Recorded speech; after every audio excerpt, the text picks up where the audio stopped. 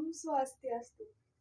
Perkenalkan, nama saya Niklat Aisuci Indrayani, nomor absen 27 dari kelas 12 IPS 2. Di sini saya akan menjelaskan tentang sifat koligatif larutan yang saya ketahui.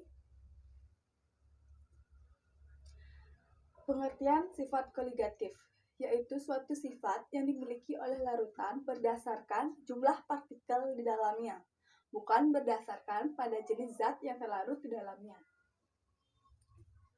Selanjutnya, sifat-sifat koligatif meliputi 4 macam, yaitu penurunan tekanan uap, kedua, kenaikan titik didih, ketiga, penurunan titik beku, dan yang terakhir adalah tekanan osmotik. 1. Penurunan tekanan uap. Suatu keadaan di mana tekanan uap pelarut akan turun akibat adanya zat terlarut.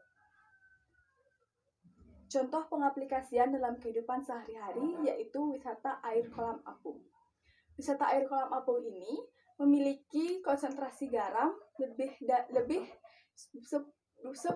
kali lipat dibandingkan dengan air laut seperti biasanya, yang mengakibatkan ketika kita berenang, kita tidak akan tenggelam, melainkan kita hanya terapung di atasnya. Begitu pula yang akan terjadi jika kita berenang di laut mati. 2. Kenaikan titik didih, yaitu suhu yang dicapai oleh larutan ketika nilai tekanan uap jenuhnya sama dengan tekanan di luar. Yang dimaksud dengan tekanan di luar ini yaitu tekanan pada permukaan larutan, yang mengakibatkan terbentuknya gelembung gas.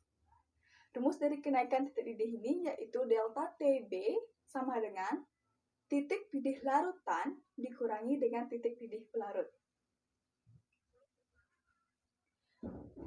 Contoh pengaplikasian kenaikan titik didih dalam kehidupan sehari-hari, yaitu penambahan garam pada saat kita memasak. Pada saat kita memasak, kita akan mencampurkan garam pada saat air sudah mendidih. Sebaliknya, jika kita memasukkan garam pada air yang belum mendidih, itu akan mengakibatkan kenaikan titik didih dan proses memasak akan lebih lama.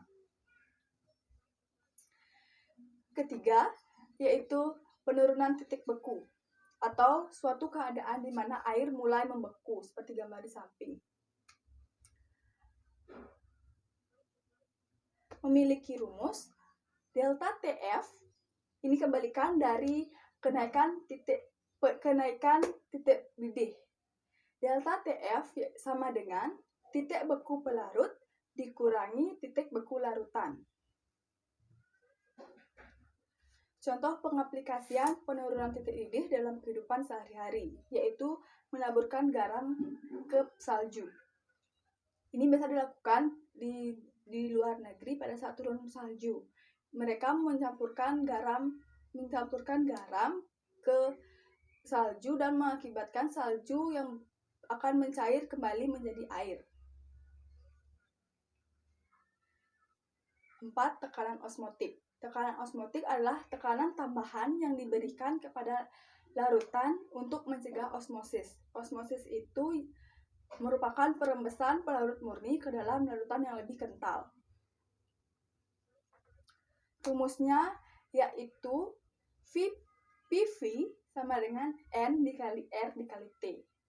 V merupakan tekanan osmotik, R merupakan tetapan gas, V merupakan volume larutan, N merupakan mol zat terlarut, dan T merupakan suhu larutan.